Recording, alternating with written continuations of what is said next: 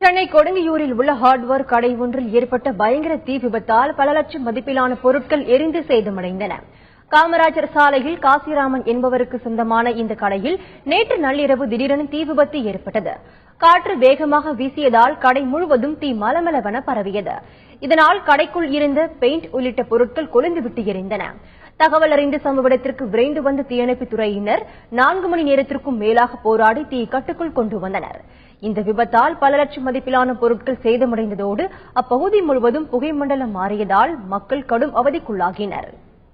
தீ விபத்து ஏற்பட்டதாக தீ கட்டுப்பாட்டு அறைக்கு தகவல் தெரிவிக்கப்பட்டது.